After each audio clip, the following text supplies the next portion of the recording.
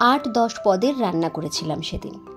সবগুলো রান্না অমৃত হলেও একটাতে লবণ কম হওয়াতে শাশুড়ি যখন মুখ বেঁকিয়ে বলল, লবণ দেওয়ার সময় মন কোথায় থাকে? আমি বলেছিলাম, এতগুলো রান্নার মধ্যে একটা তো এদিক ওদিক হবে, আমি তো আর রোবট না। উনি পাত থেকে সে তরকারি ফেলে দিতে দিতে বলেছিলেন, বউ হতে গেলে রোবটের চেয়ে বেশি হতে হয়। ঘর ভর্তি গেস্টের সামনে আমি পানি দিয়ে ভাত আর রাগ দুইটাই গিলে খেয়েছিলাম।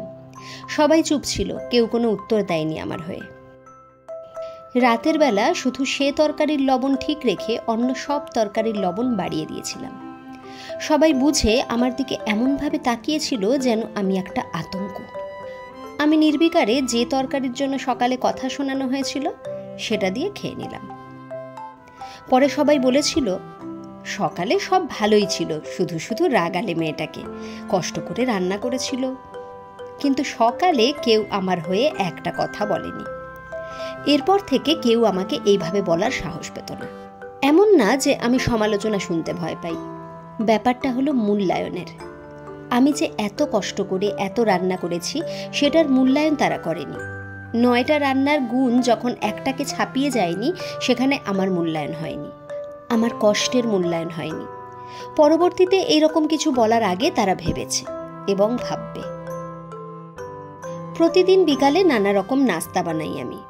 ঘরের এক সদস্য বলেছিল তার খেতে ইচ্ছে করে না, তবে সে খেত সব।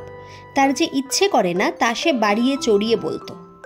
পরবর্তীতে আমি তার জন্য ছাড়া সবার জন্য নাস্তা বানিয়েছি, বেশ ভালো পদের, শুধু তাকেই দেওয়া হলো না।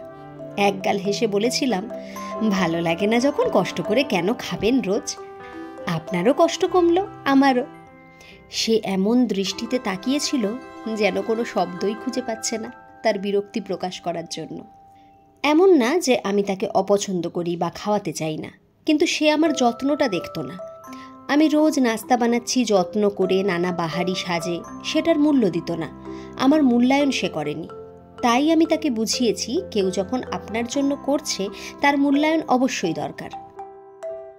ভোরবেলা কেউ বের হচ্ছে, আমি রাতের নির্ঘুমতার সত্ত্বেও ঘুম ঘুম চোখে উঠে কারোর জন্য রুটি বানালাম।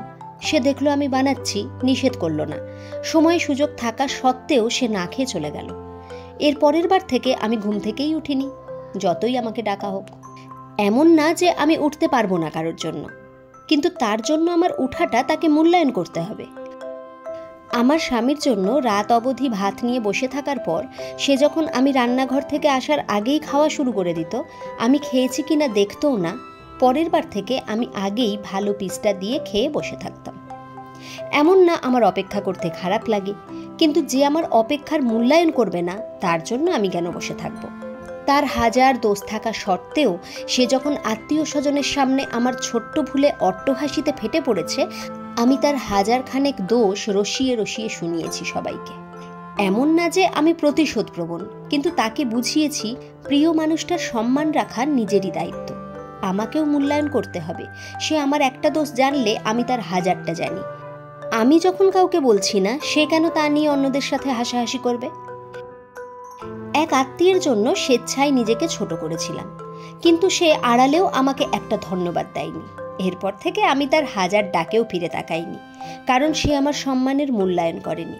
আমার ছোট হওয়াটা তার কাছে কিছুই ছিল না।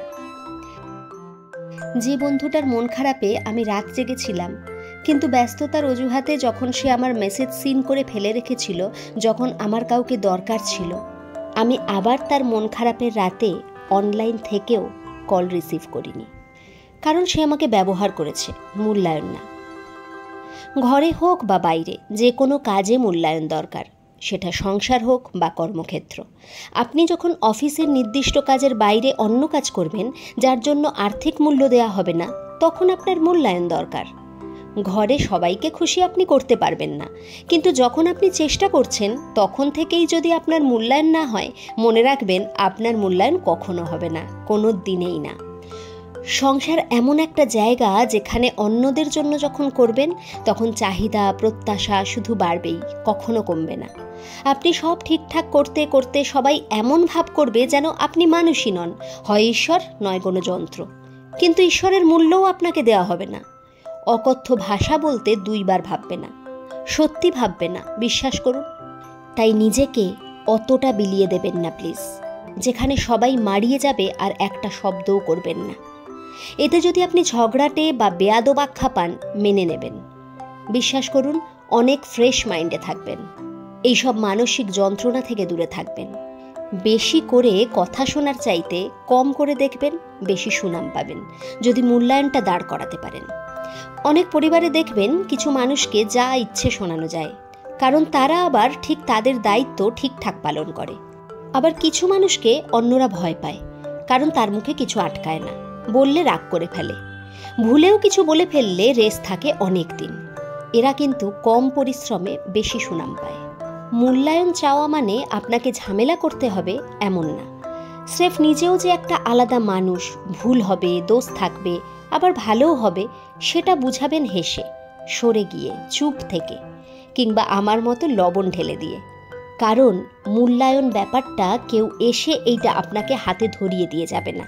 নিজেকেই করতে হবে সে জায়গা, সে মূল্যায়নের মনোভাব। তাই নিজেকে মাঝে মধ্যে স্বার্থপরও বানান, যাতে আপনি যে স্বার্থপর না, সেটা অন্যরা বুঝে।